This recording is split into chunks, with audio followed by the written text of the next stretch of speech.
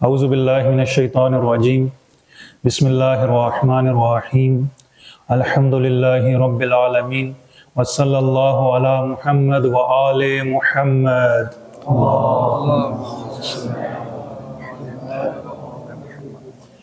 اما بعد، میں بغیر کسی تمہید کے، چونکہ وقت بھی کم ہے اور میراث اسلامی ایک اہم ترین اور ایسا موضوع کہ جو روزمرہ ہمیں اپنی زندگی میں مسائل درپیش ہوتے ہیں، اس سے متعلق جو ہے وہ کچھ عرائض مقدمتاً عرض کرنا ہے۔ میراث، جیسے کہ میرے عزیز نے عرض کیا کہ میراث دو طرح کی ہے، ایک مادی میراث ہے اور ایک معنوی میراث ہے۔ ہماری ساری توجہ اور مسائل اس وقت جو ہمارے اس وقت معاشرے میں موجود ہیں وہ مادی میراث ترکہ، جو ایک دنیا سے رخصت ہونے والا فرد چھوڑ جاتا ہے، اس کے پیچھے جو کچھ اس کی تقسیم ہوتی ہے اس کے بارے میں ہے۔ لیکن اس سے پہلے جو ایک اور میراث ہمارے ہاں ضروری ہے وہ معنوی میراث ہے، جو کوئی بھی اپنے پیچھے اولاد چھوڑتا ہے اور افراد کو چھوڑتا ہے، وہ کس قدر اس نے ان کی تربیت کی، انہیں اخلاق سکھایا، انہیں باکردار بنایا اور ان کی تربیت کی۔ یہ تربیت کرنا خود میراث، معنوی میراث ہے۔ اور اگر معنوی طور پر ہم اپنی اولاد کی تربیت کریں، انہیں یہ چیزیں سکھائیں، دین کا علم دیں، تو مادی میراث میں جتنے جھگڑے ہیں یہ شاید پیش ہی نہ آئیں اگر ہم دین سیکھ لیں۔ اسی لیے روایات میں کہا گیا کہ میراث کا علم خود بھی سیکھیں اور دوسروں کو بھی، اپنی اولاد کو بھی سکھائیں، اس لیے کہ یہ نصف علم ہے۔ اور آخر الزمان کے بارے میں کہا گیا کہ یہ وہ علم ہے کہ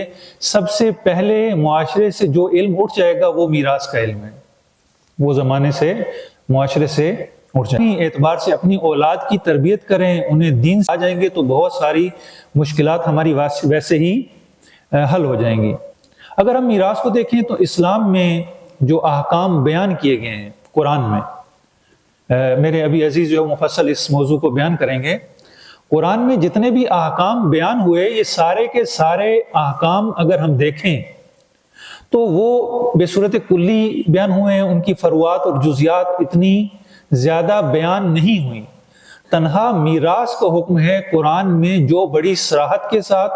اور تفصیلات کے ساتھ قرآن میں ذکر ہوا۔ جو آیات ہیں، تقریباً 6 کے قریب آیات ہیں،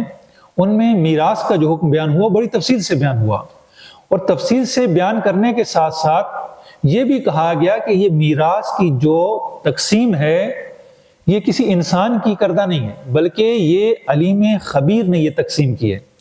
یہ حصے جو میراث کے مشخص کیے ہیں، یہ خداوند عالم جو علیم بھی ہے، خبیر بھی ہے، جس نے انسان کو بنایا اور انسان کی تمام ضروریات سے بخوبی آگاہ اور آشنا ہے۔ لہذا انسان کے مصالح اور مفاسد کو، فائدے اور نقصان کو مد نظر رکھتے ہوئے خدا نے یہ حصے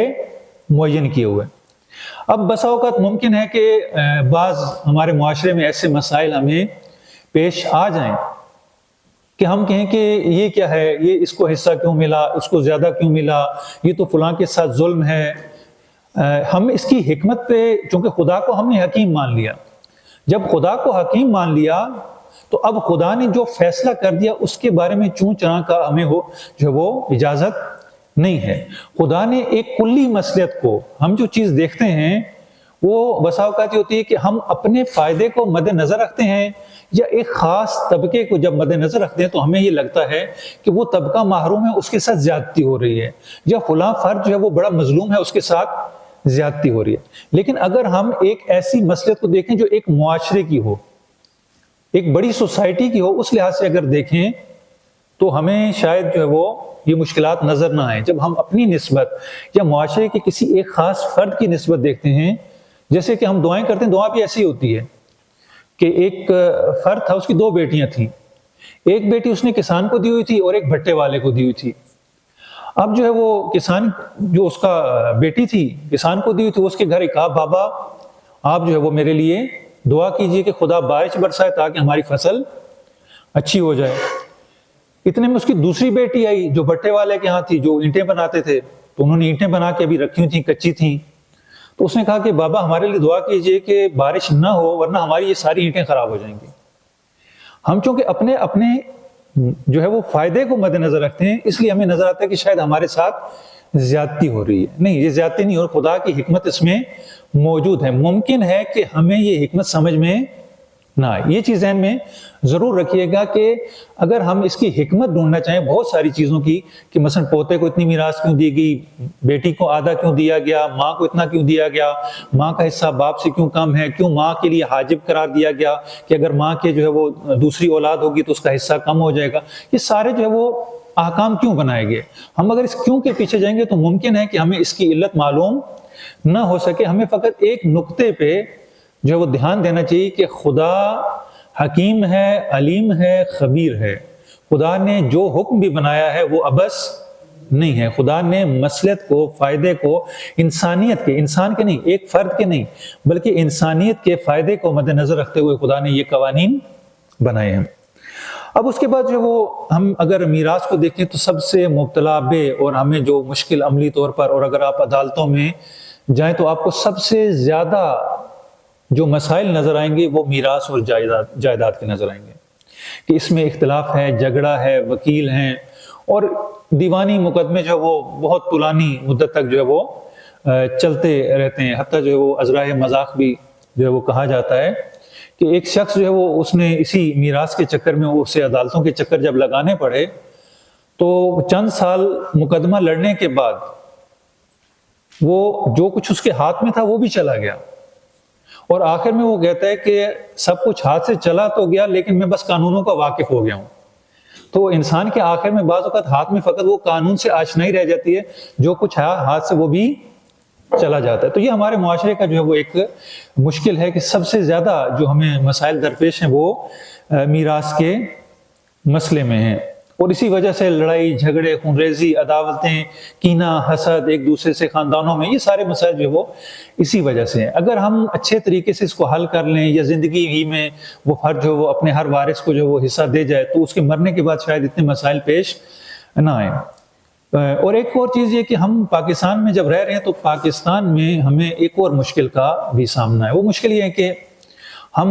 مسلمان ہیں، مسلمان ہونے کے ناطے ہمیں چاہیے کہ ہم قرآن، سنت اور فقہ کی روشنی میں اپنی زندگی بسر کریں، لیکن مشکل یہ درپیش ہوتی ہے کہ ہمارا جو قانون ہے، فیملی لا، آئلی قانون، یہ اسلامی نہیں ہے۔ یہ وہ اس محمدن لا، اس کے ذریعے سے پھر جو ہے وہ جب پاکستان کا آئین، خود پاکستان کا آئین بڑی دیر سے بنا، وہ ایک علیحدہ مشکلات رہی ہمیں۔ اس کے بعد جب آئین بنا تو اب آئین میں ایک شک یہ تھی کہ لوگوں کو دین کے مطابق جو وہ عمل کرنے کی آزادی ہوگی، لیکن جو ہمارا قانون تھا، آئلی قانون تھا، فیملی لا تھا، وہ اسلامی نہیں تھا۔ لہذا ایک کونسل بنائی گئی اسلامی نظریاتی کونسل کے نام سے، کہ جس کا کام یہ تھا کہ جب بھی، چونکہ آئین قانون نہیں ہوتا بلکہ آئین کی روشنی میں ہمیشہ قانون بنایا جاتا ہے۔ آئین ہوتا ہے، آئین کی شک ہوتی ہے، اس کی روشنی میں جو وہ قوانین بنائے جاتے ہیں۔ اب اس میں یہ گنجائش موجود تھی کیونکہ اسلام کے نام سے یہ ملک بنا تھا، تو اس میں پھر یہ کیا کہ آئین کی روشنی میں اسلامی نظریاتی کونسل بنائی گئی، اور اس میں شیعہ سنی علماء دونوں کو رکھا گیا، اور انہوں نے جو ہے وہ ایک مسلم پرسنل لا کے نام سے جو وہ ایک کتاب چھاپی جس میں وہ سارے قوانین جو ہے وہ موجود تھے، اور وہ اسی طریقے سے اپڈیٹ ہوتے رہے۔ ابھی موجودہ زمانے میں جو نظریاتی کونسل نے ایک کتاب شائع کی، ہمارے پاس ہونی بھی چاہیے سب کے پاس، مسلم آئلی قوانین کے نام سے، اس میں شیعہ اور اہل سنت دونوں جو ہے وہ جماعتوں کے، دونوں مکتب فکر کے قوانین کو علماء کی کمیٹی کی روشنی میں جو ہے وہ مرتب کیا گیا ہے۔ اور ہمیں مشکل یہ درپیش ہوتی ہے کہ قانون کچھ اور کہہ رہا ہوتا ہے، اسلام کچھ اور کہہ رہا ہوتا ہے، اس لیے ہمیں بہت زیادہ مشکلات کا سامنا کرنا پڑتا ہے۔ اگر ہم فقط اسلام کے کہنے پہ چلیں تو شاید ہمیں اتنی مشکلات پیش نہ آئیں، لیکن جب قانونی پیچیدگیوں میں چلے جاتے ہیں، وکلاء کے پاس، جج کے پاس، عدالت میں، اور وہاں پر مقدمے لڑتے ہیں تو پھر جو ہے مشکلات بہت زیادہ ہو جاتی ہیں، کیونکہ عدالت میں یہی ہوتا ہے کہ سیاہ کو سفید، سفید کو سیاہ کیا جاتا ہے۔ بہرحال ایک مشکل یہ ہمیں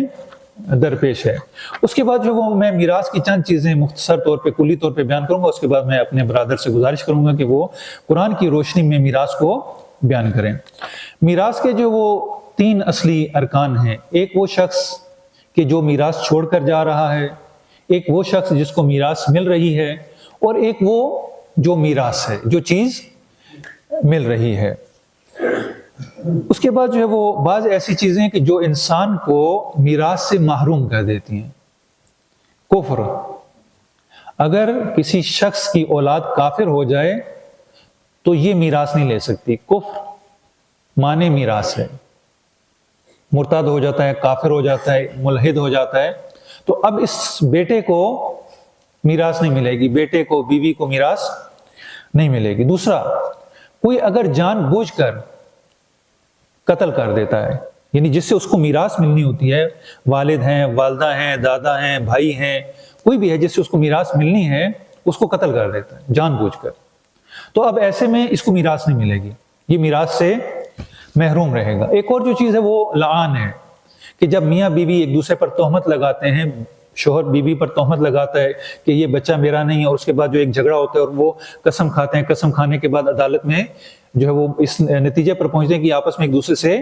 جدا ہو جائیں گے، اب وہ جو بچہ ہے وہ اس باپ سے میراث نہیں پائے گا، اس کو میراث نہیں ملے گی۔ اور اسی طریقے سے غیر شرعی نسب کے حامل افراد وہ بھی میراث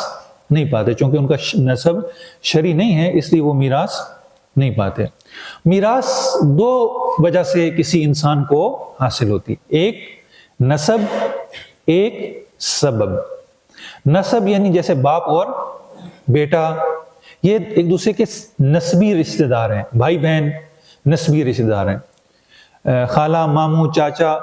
یہ جو ہیں وہ جتنے بھی ہیں چچا، یہ سب کے سب جو ہے وہ نسبی رشتہ دار ہیں۔ جب ان کا نسبی رشتہ ہوگا تو ان کو میراث اس مرنے والے سے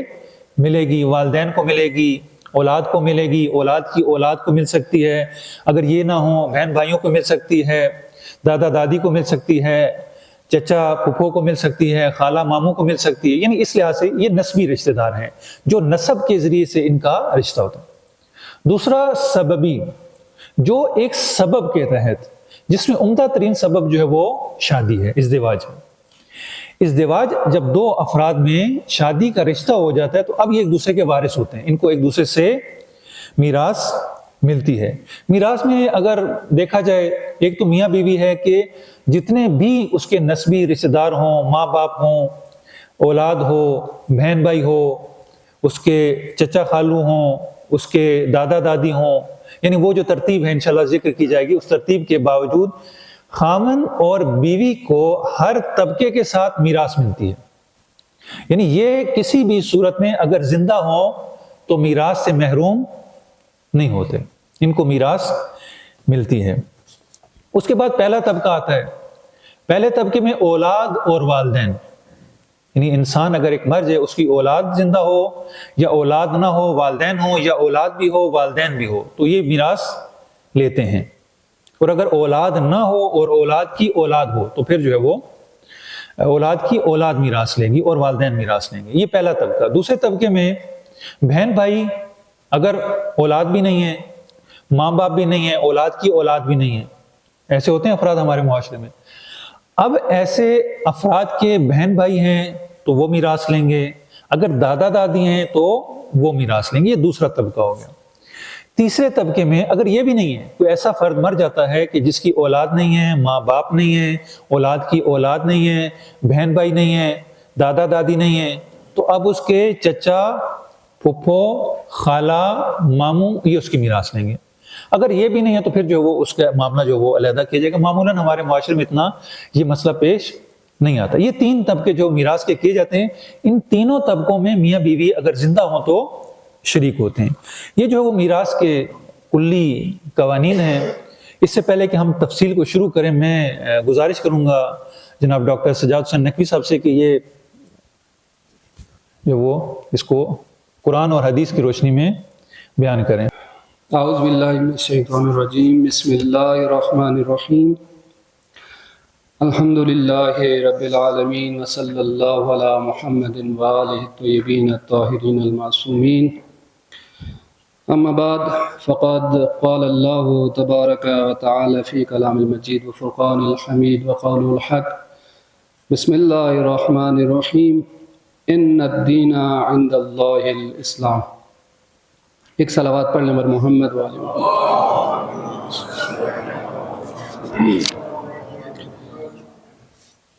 میراث کے حوالے سے تمہیدی گفتگو ہو چکی، لہٰذا میں ڈائریکٹ اپنے موضوع پہ آؤں گا۔ 2-3 باتیں ابتدائی طور پر صرف کر کے میں اپنے موضوع پہ آؤں گا۔ ایک تو یہ کہ اسلام ایک مکمل نظام حیات ہے، اور جہاں انفرادی اجتماعی بہت سارے مسائل بیان ہوئے ہیں، وہاں پہ عائلی زندگی اور میراث کے حوالے سے بہترین احکام بیان ہوئے ہیں۔ یعنی اگر آپ گزشتہ اقوام کو یا گزشتہ مذاہب کو دیکھیں تو ان میں بہت سارے وارثوں کے لیے کچھ احکام بیان نہیں ہوئے یا دیے نہیں جاتے تھے۔ خاص طور پر آپ دیکھیں یونان، روم قدیم، ہندوستان، مصری تہذیب، اور اسی طرح سے زمانہ جاہلیت میں عورتوں کو میراث میں حصہ نہیں دیا جاتا تھا، یعنی محروم کر دی جاتی تھیں عورتیں۔ لیکن اسلام نے میراث کے قوانین کو تفصیل سے بیان کیا، یعنی حتیٰ آپ دیکھیں کہ قرآن کریم نے تمام افراد کے حصے تفصیل کے ساتھ بیان کیے ہیں۔ وگرنہ دیکھا جائے تو بہت سارے احکام جو ہے وہ اس کی جزیات کو روایات کے اوپر یا سنت پر چھوڑا گیا ہے۔ مثلا نماز کی تفصیل کو بیان نہیں کیا قرآن نے کہ کس طرح سے نماز پڑھیں، لیکن میراث کے حصے، تمام ورثاء کے حصے کو خدا نے خود بیان کیا۔ یہ خود اس بات کی اہمیت ہے۔ اور دوسرا نقطہ یہ کہ خواتین کی میراث کے حوالے سے کہ قرآن کریم نے صراحت کے ساتھ یہ بیان کیا وَلِلنِّسَاءِ نَصِيبٌ مِّمَّا تَرَكَ الْوَالِدَانُ وَالْأَقْرَبُونَ، کہ جس طرح مردوں کے لیے میراث میں حق ہے، اسی طرح سے عورتوں کے لیے بھی میراث میں حصے ہیں جو ان کے والدین چھوڑ کے گئے یا جو ان کے قریبی رشتہ دار چھوڑ کے گئے۔ اور لہٰذا خواتین کو میراث سے محروم کرنا اسلام کی نظر میں گناہ، بہت بڑا گناہ ہے۔ ظاہری بات ہے میراث کا مسئلہ ایسا ہے جس کا تعلق حقوق الناس سے ہے، اور اگر کسی کا حق کھایا جائے تو قیامت کے دن جواب دہ ہونا ہے اس نے۔ تو لہٰذا جیسے کہ ہمارے معاشرے میں خواتین کے حوالے سے میراث میں کوتاہی کی جاتی ہے، کبھی کہتے ہیں جہیز کے عنوان سے ہم نے دے دیا ان کو حصہ، کبھی کہا جاتا ہے کہ ہم نے جو ہدیہ دیا ہے یا شادی کے اوپر جو خرچ کیا ہے یہ ان کا حصہ ہو گیا، تو لہٰذا میراث میں ان کو حصہ نہیں دیا جاتا، جو کہ قرآن کریم کی نظر میں بہت برا عمل ہے اور بہت بڑا گناہ ہے، اور جس کی وعدہ دیا گیا جہنم کا، جیسے میں بعض میں آیات بیان کروں گا۔ تو یہ ایک اہم نقطہ ہے۔ قرآن کریم بیان کرتا ہے وَتَأْكُلُونَ التُّرَاثَ أَكْلًا لَمًّا، یعنی تم تمام اموال میراث کو جمع کر کے کھا جاتے ہو۔ یعنی یہ حب دنیا اتنی لوگوں کے دلوں میں آ گئی ہے کہ فرمایا کہ تم میراث کو ہڑپ کر جاتے ہو، یعنی دوسروں کے حقوق کو بھی، حصے کو بھی کھا جاتے ہو۔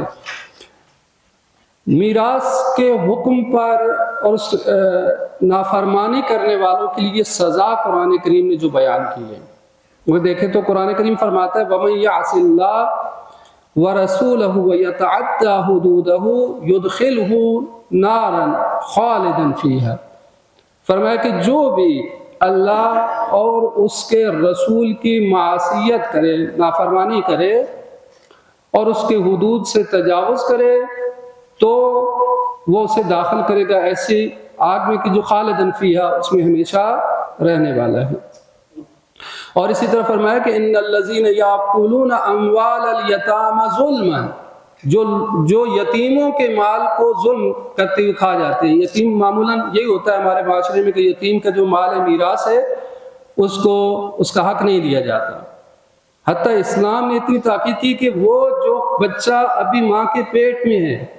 اس کے لیے بھی میراث کا حصہ محفوظ ہے، جب تک وہ دنیا میں نہیں آتا میراث تقسیم نہیں کر سکتے، حاجب بن جاتا ہے۔ اتنی تاکید کہ وہ بچہ جو ابھی حمل میں ہے، ماں کے پیٹ میں، اس کے لیے بھی میراث میں حصہ محفوظ ہے، اگرچہ وہ ابھی لے نہیں سکتا، لیکن جو دنیا میں آئے گا اس کے لیے میراث محفوظ ہے، اس سے پہلے میراث تقسیم ہی نہیں ہو سکتی۔ لیکن لوگ جو ہے وہ ان یتیم بچوں کا حق کھا جاتے ہیں۔ فرمایا کہ انما یاکلون فی بطونہم نارا وسیصلون سعیرا، کہ وہ جو کچھ یتیموں کا مال کھا رہے ہیں وہ در حقیقت وہ مال نہیں کھا رہے بلکہ اپنے پیٹ کو آگ سے پر کر رہے ہیں، اور عنقریب جو ہے بھڑکتی ہوئی آگ میں تپائے جائیں گے۔ یہ جو میراث کے حکم کی نافرمانی کرنے والے لوگ ہیں۔ قرآن کریم میں ہر ایک کے لیے حصے مقرر ہیں۔ فرمایا کہ للرجال نصیب مما ترک الوالدین والاقربون وللنساء نصیب مما ترک، کہ مردوں کے لیے بھی حصہ مقرر ہے جو کہ چھوڑ کے چلے جائیں ان کے آبا،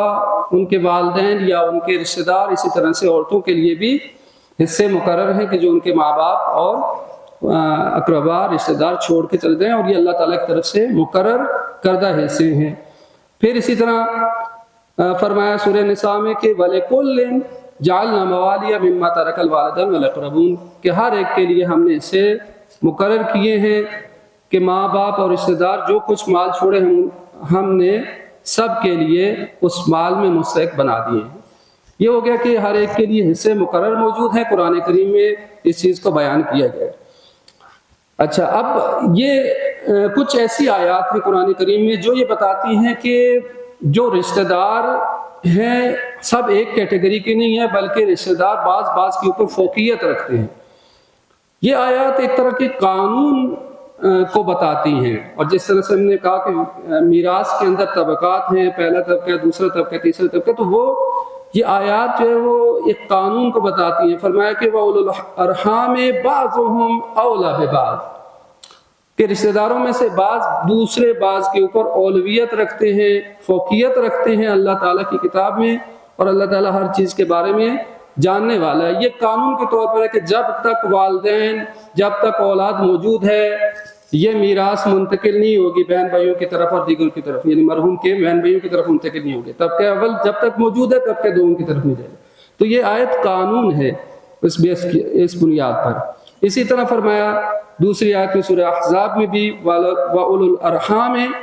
بَعْضُهُمْ أَوْلَىٰ بِبَعْضٍ فِي کتاب اللہ من المؤمنین والمہاجرین۔ ٹھیک ہے، اچھا،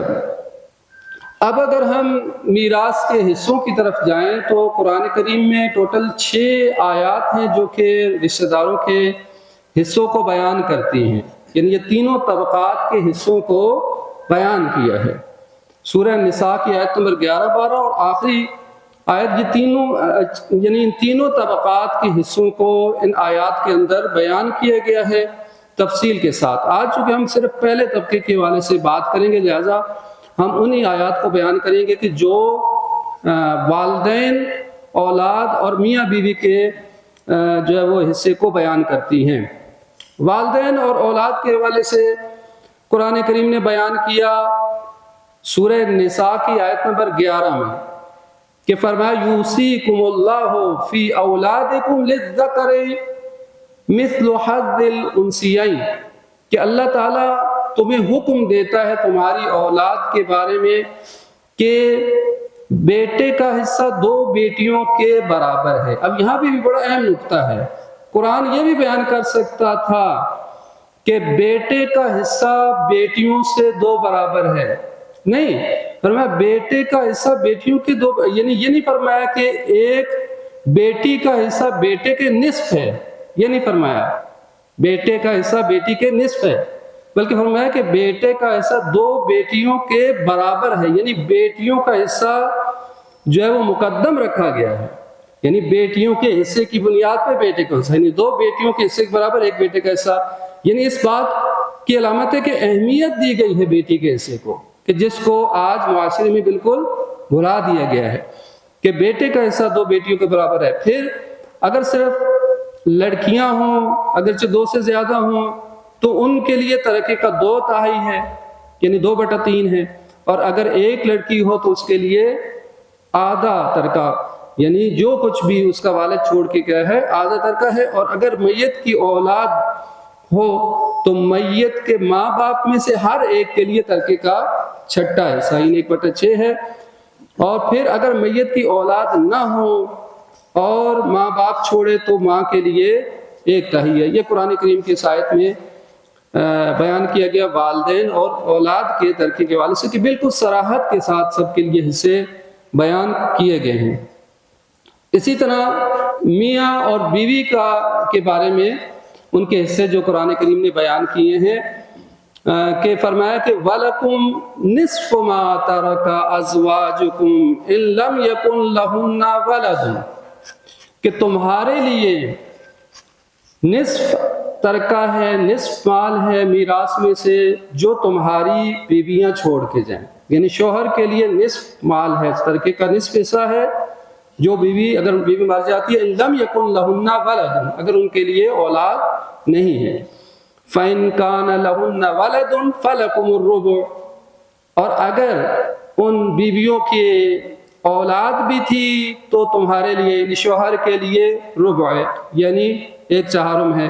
1/4 ہے۔ اور پھر فرمایا کہ مما ترکتم من بعد وصیۃ یوصین بہا أو دین، یہ تاکید جو قرآن کریم میں بار بار فرمائی جا رہی ہے کہ من بعد وصیۃ،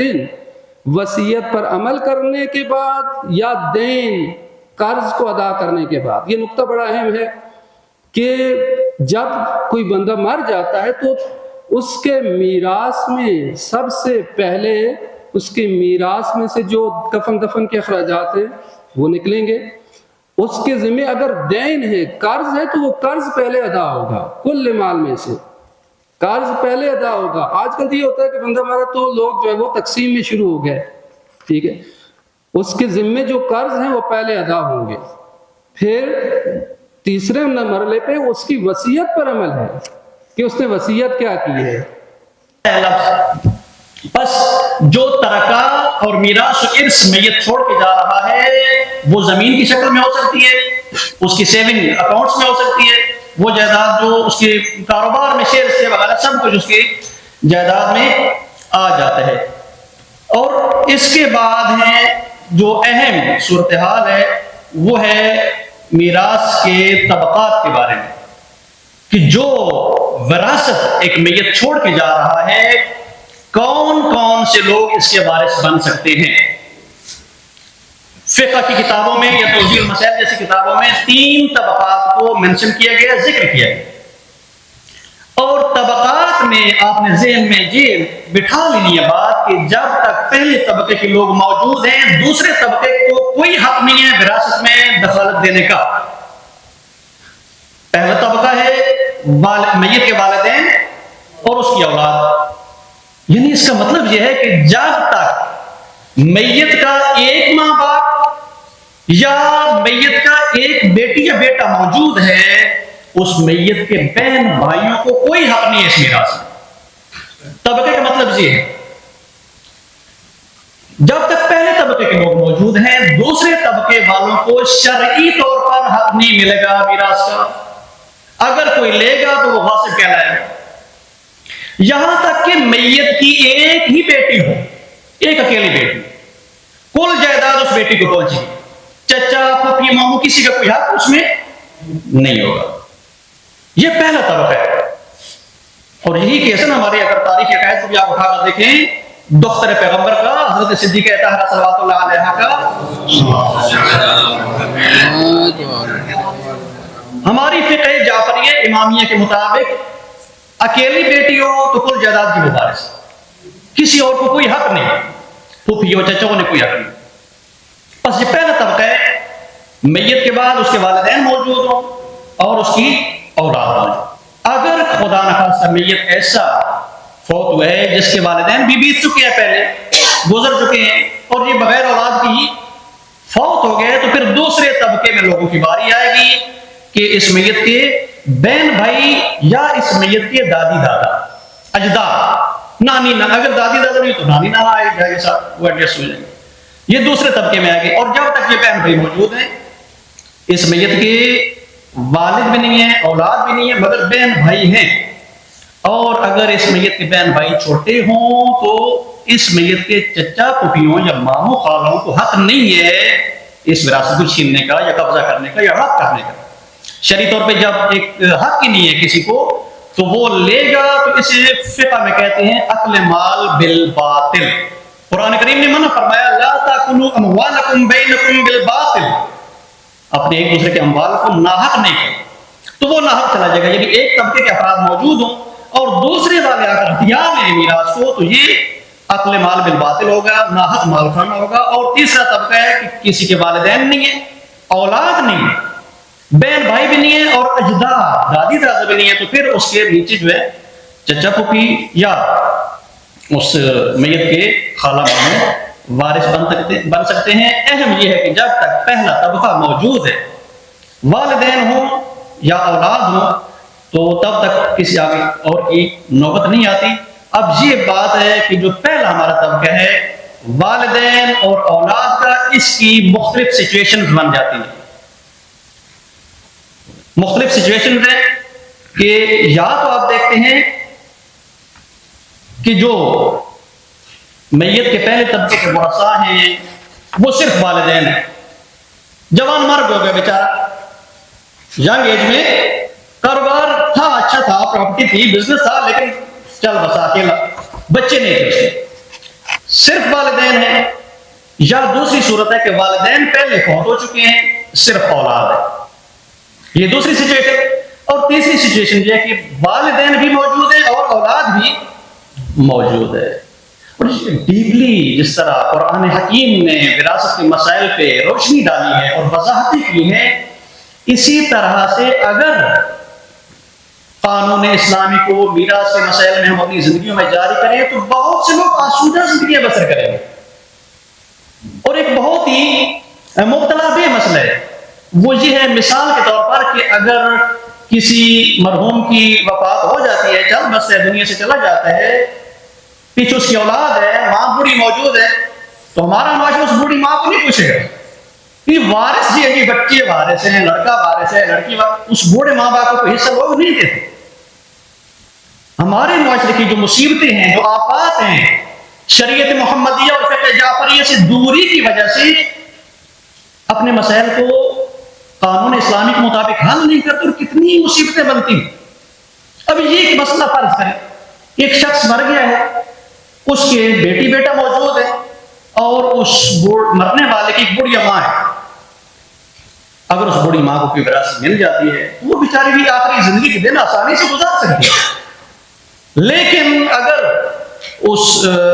یتیم ہو جانے والے لڑکی لڑکے کے ننہال آ جائیں گے، درمیان میں انوالو ہو جائیں، اس کے ماموں سارے اکٹھے ہو جائیں، سب کچھ جو ہے ہم نے انہی بچوں کو دلوانا ہے،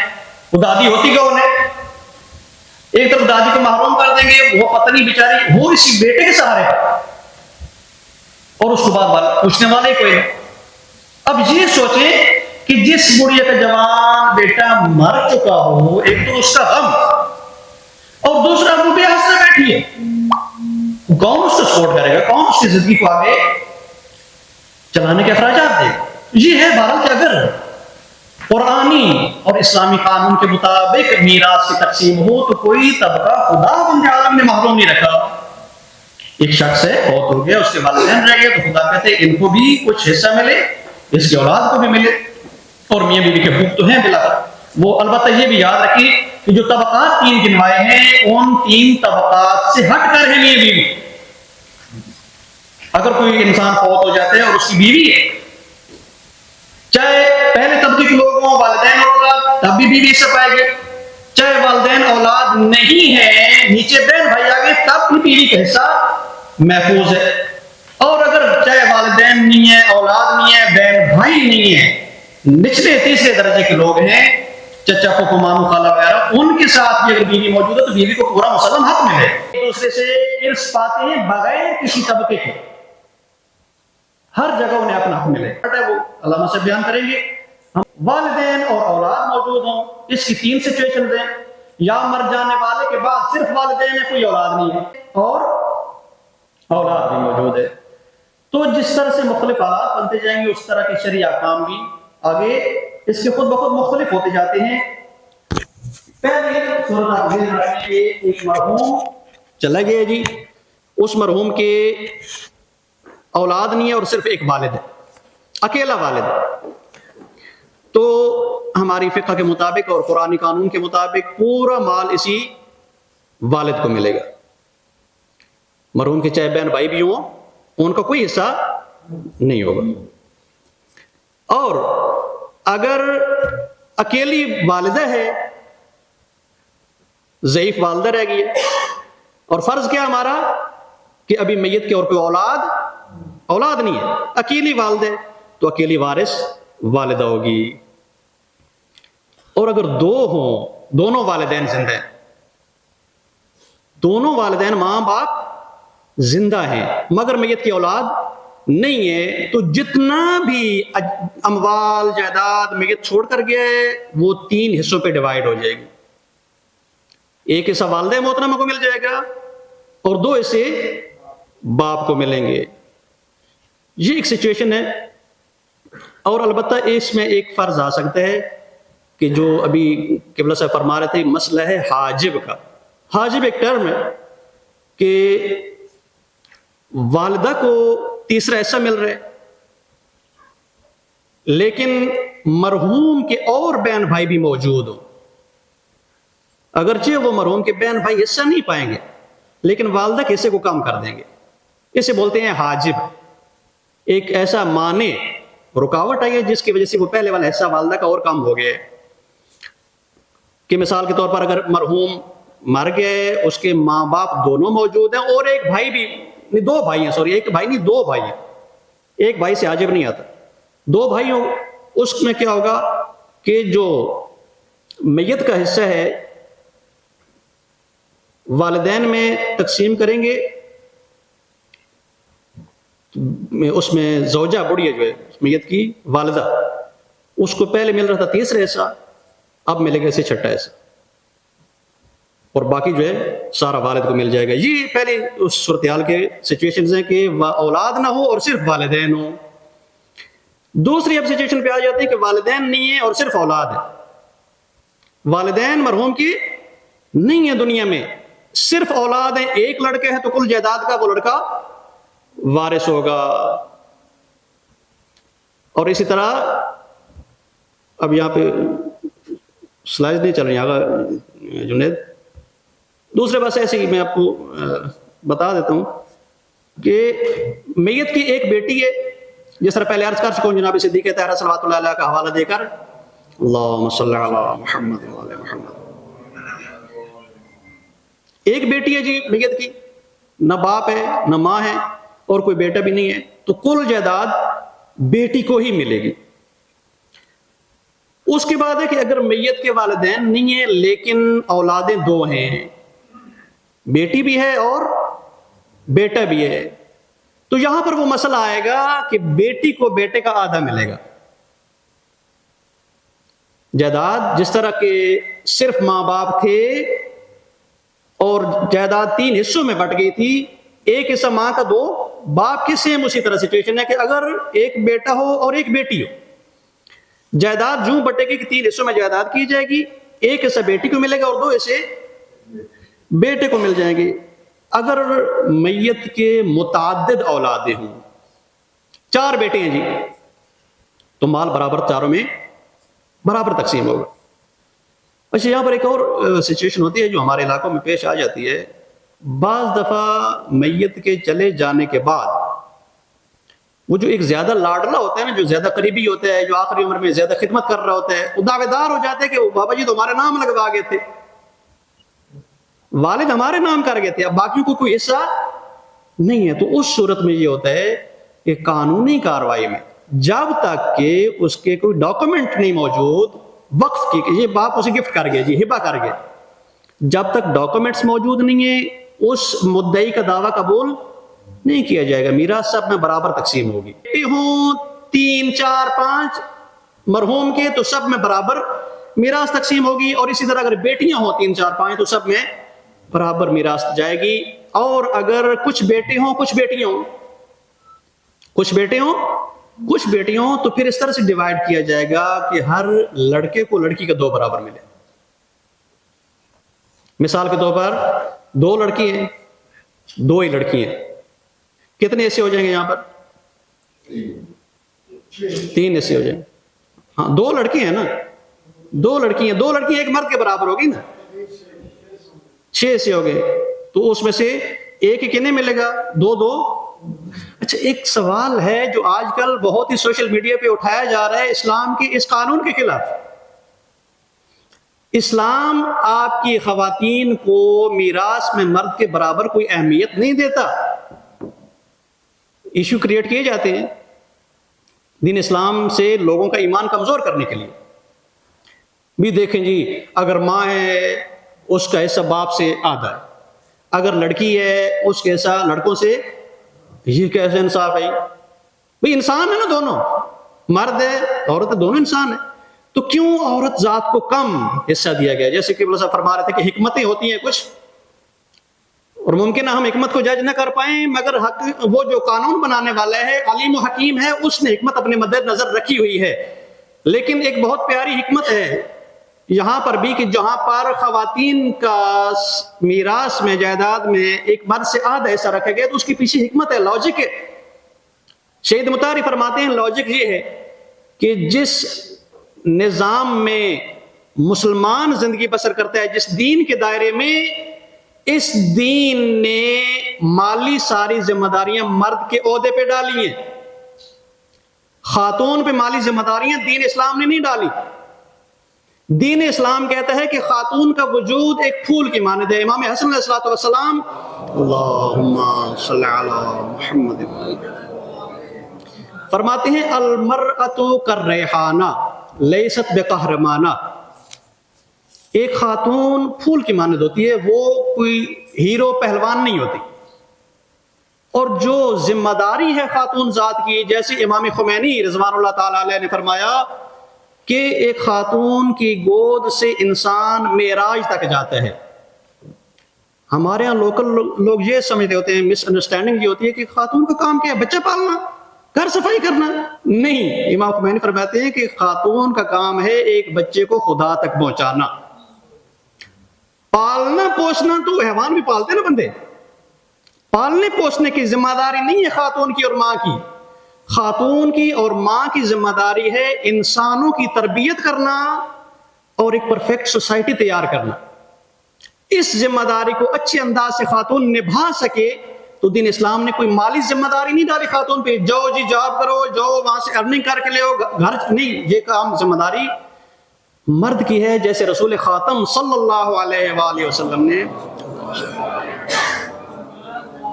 جب اپنی جگر گوشے کو امیر المومنین کے ہاتھ میں دیا، عقد ہوا امامت و عصمت کا، تو وہاں پر رسول کریم نے خود تقسیم کر دی امور کی کہ علی گھر سے باہر کام سارے تمہیں نبھانے ہیں، اور فاطمہ گھر کے اندر کی ذمہ داریاں آپ کی۔ یعنی جس دین اسلام میں ہم رہتے ہیں، ہمارا دین اسلام خواتین کو کوئی ایسا برڈن نہیں دیتا کہ مالی امور آپ کے ذمہ ہیں، ساری مالی ذمہ داریاں مرد کے ذمہ ہیں۔ نان نفقہ تم نے دینا ہے، خوراک کا بندوبست تم نے کرنا ہے، گھر کا بندوبست تم نے کرنا ہے، سارے کاروبار تم نے سنبھالنے ہیں، تاکہ وہ جو انسانوں کی تربیت گاہ ہے وہ سالم اپنا کام کرتی رہے۔ اور مرد تربیت نہیں کر سکتا بچوں کی۔ کبھی آپ کو بھول ہو کہ ہم مرد بھی تربیت کر سکتے ہیں، نہیں کر سکتے۔ بچوں کی تربیت کے لیے رحمت چاہیے، جیسے رحمت للعالمین پیغمبر ہے، وہ رحمت اور عاطفہ صرف خاتون کے وجود میں ہے، جس کے بارے میں حضرت آیت اللہ جوادی عاملی حافظ اللہ فرماتے ہیں کہ انسانی آبادی میں صرف خاتون ذات ہے جو مظہر ہے رحمت پروردگار کی۔ اسی رحمت کی وجہ سے ذمہ داری خاتون کی ہے کہ انسانی نسل کی تربیت کرے، پالے نہیں، پالنا بھی ساتھ ساتھ چلتا رہے گا، تربیت کرے، بچوں کو پرفیکٹ انسان بنائے، ویلیو سکھائے، اقدار سکھائے۔ بہرحال چونکہ خواتین پر کوئی مالی ذمہ داری نہیں ہے، برڈن نہیں ہے، تو جس دین نے خواتین کو یہ آزادی دے رکھی ہے، نان نفقہ کی ذمہ داری الرجال قوامون علی النساء پہ ڈالی ہے، لہٰذا مردوں کو کچھ زیادہ حق دیا کہ وہ اپنے امور کو اچھی طرح سے مینیج کر سکے،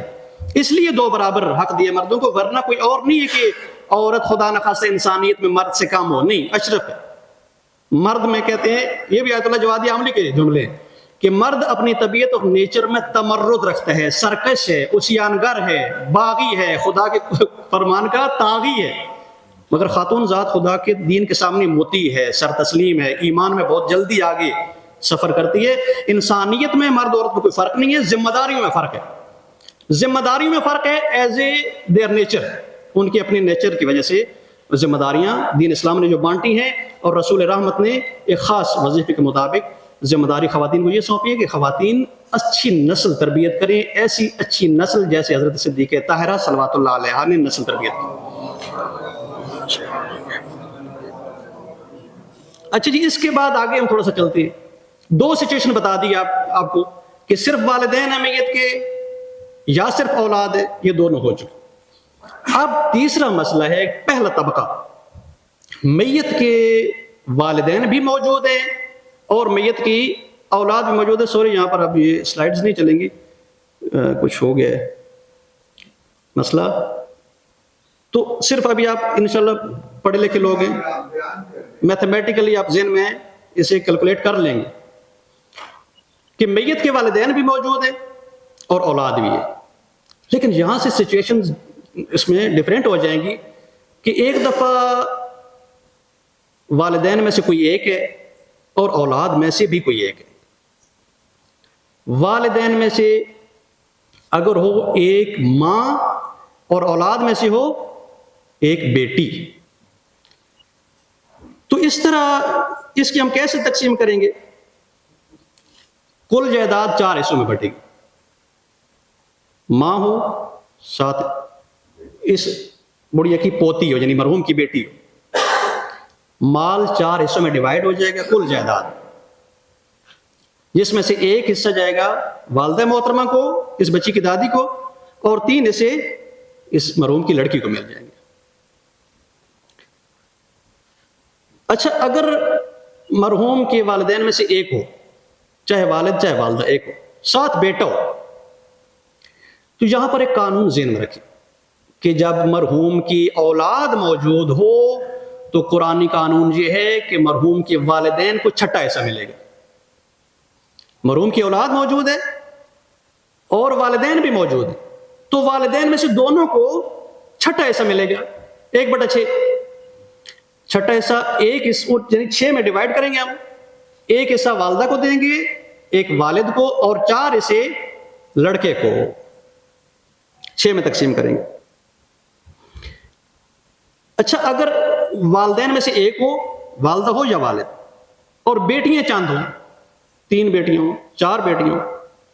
تو اس میں سے جائیداد 5 حصوں میں بٹے گی. ایک حصہ اس والد یا والدہ کو جائے گا اور 4 حصے بچیوں میں برابر تقسیم ہو جائیں گے. اگر مرحوم کے والدین میں سے ایک ہو اور بیٹے زیادہ ہوں, والدین میں سے ایک ہو بیٹیاں زیادہ ہوں تو 5 حصے کریں گے. اگر والدین میں سے ایک ہو اور بیٹے متعدد ہو تو پھر 6 حصے کریں گے. چھٹا حصہ ماں یا باپ کو اور 5 حصے بیٹوں میں برابر ڈیوائیڈ کر دیں گے, تقسیم کر دیں گے. اچھا, ایک صورتحال آ جاتی ہے کہ دونوں زندہ والدین میں سے مرحوم کا میت کا باپ بھی موجود ہے, ماں بھی موجود ہے, اور مرحوم کی اولاد میں سے صرف بیٹی ہو, اور ساتھ یوں فرض کریں کہ اس مرحوم کا کوئی 2 بھائی ہوں یا 4 بہنیں. ایک بھائی ہو تو حرج نہیں ہے, ماں کو جو پراپرلی حصہ ملنا ہے مل جائے گا. ایک آدھ بھائی ہو تو حرج نہیں پڑتا ماں کے حصے پر. اگر میت کے مر جانے والے کے 2 بھائی موجود ہیں, ماں باپ بھی زندہ ہیں اور ایک بیٹی ہے, اس میں سے تقسیم کیسے کریں گے؟ اس کی تقسیم یوں کریں گے کہ 600 پہ تقسیم کیا مال کو, کیونکہ ہم نے قانون بتا دیا, یہ ضابطہ ہے قرآن کا, اصل ہے, معیار ہے, کرائٹیریا آپ کے پاس کہ جب میت کی اولاد موجود ہو تو والدین کو چھٹا ملنے, دونوں کو چھٹا چھٹا ایسا ملے گا. اور چونکہ اولاد بیٹی ہے, اس کو وہ چھٹا چھٹا نکال جو کل ہم نے کیا تھا نا 6 پہ ڈیوائیڈ کیا تھا, 2 ایسے تو دے دیے ماں باپ کو, 6 میں سے 2, 6 میں سے نصف جو ہاف ہے وہ لڑکی کو ملنا ہے, لڑکی مرد کے ہاف والے لے رہی ہے, اور ایک رہ جائے گا. 6 میں سے 3 ملے بچی کو, ایک ماں باپ کو, ایک رہ جائے گا. وہ جو ایک رہ جائے گا وہ مصالحتاً دادا اور دادی آپس میں کمپرومائز کر لیں گے, جیسے کوئی کسی پہ راضی ہو گیا. اسے کہتے ہیں یہ فرضی حق نہیں ہے. یہ اگر اہل سنت کو دیکھیں تو وہ کہیں گے اس صورتحال میں کہ جب بچی سے کچھ بچ رہے تو وہ دے دیتے ہیں چچاؤں کو. ہمارے یہاں ایسا کچھ نہیں ہے. ہمارے یہاں جو حصہ بنتا ہے باقی فرض ادا کرنے کے بعد کہ اگر والد کی جائیداد کا نصف بیٹی کو مل گئے، اوپر سے چھٹا حصہ ماں باپ کو مل گیا، تو جو چھوٹی سی اماؤنٹ درمیان میں بچ جائے گی وہ بیٹی اور باپ میں ڈیوائیڈ ہو جائے گی، اس صورت میں کہ جب میت کے اور کوئی بھائی موجود ہوں. میرے خیال میں اگر جتنے ہم سچویشن آگے مزید بڑھاتے جائیں گے، مسائل پیچیدہ ہوتے جائیں گے، کلی طور پہ آپ کو یہ سمجھ آگے کہ پہلے طبقے کے وارث ہیں، جس میں سے اگر اولاد اور والدین موجود ہیں تو کسی اور بھائی بہن کو حق نہیں ملے گا. یہ رہے